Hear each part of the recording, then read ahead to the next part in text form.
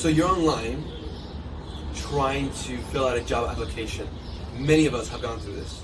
You need to make some income, you need to make money, you need a job now. So you go into that job application, whatever the job is, and there's a part that says your desired salary. You are clueless. You go on like BLS.gov or some other websites to see how much you should make. And you put a number, you fill out the application, and it's gone. Do you know why that section is there? Do you know why?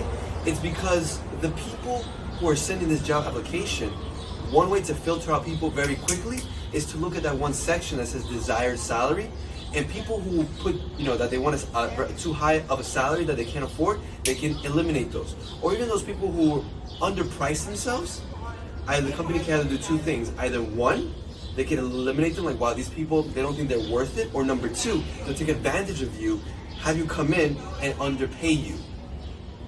Have that in mind. But now, what should you do when you're filling out this application and that part comes up?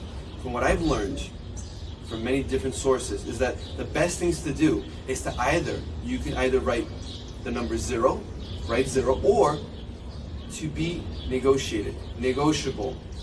We can talk at the interview. As long as you make it clear, you don't give a specific number, that in order to talk about this, that you need to come in for the interview. It sounds so simple, but a lot of people do not do this. Now, if you're gonna do this, most likely they are gonna call you for the interview if your resume and everything else is up to par. But once you come in, now you need to show confidence now. That one technique equals you need to show confidence when you're at the interview. When you get there, please, and I mean please, do not slump like this. You need to have good posture. Please, you need to do that. For example, something that I realize a lot, I've had the opportunity to sit in a lot of different interviews and also be the one who's being interviewed, but also be on the other side. I've seen, for example, that a lot of times people will have closed body language like this, like they'll cross their legs, their arms will be like this. Yes, someone can say, yeah, but maybe they're cold. Yeah, maybe. But you want to avoid crossing your legs, crossing your arms, putting your hand on your neck that a lot of women do, which I'll explain in a moment.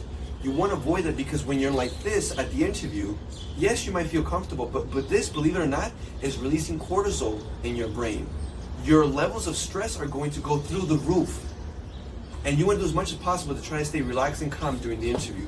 Try to have open language. If you must, try to put your legs together, right? A lot of women, what they might do, they might put their legs together, or they might put it to a side. But please do not cross your ankles. Nothing with crossing. Check any book that has to do with body language and you'll learn that open body language is much better than closed body language. It's just a science. So what you want to do, just try to have an open packed position, open body language. And a big mistake that I see that women do a lot, and I understand, is, and also for those who don't know, for those who want to learn something, is that, for example, a lot of times women, they'll cover their necks like this. They'll cover their necks. A lot of men don't usually do this, but the women, and when they do this, is because they don't want to show that they're vulnerable. I'm not saying it's always like this, but a lot of times the subconscious, you want to show that you're not vulnerable, because through history, right? A lot of women, what they would do is they would expose their necks to show that they were flirty, or that they were telling the male, like, listen, I'm yours, and stuff like that. And a lot of women, they'll do this at the interview because they don't want to show that person that they're vulnerable. They want to show that they're confident, that they can do it, so that they try to hide. Everyone tries to hide something inside of them. That's a normal thing, but please, just try to avoid this. So again, a quick recap. When you see that during the job application, write 0 to be spoken at the interview, negotiable. Get to the interview, right? Once you have everything done, be confident.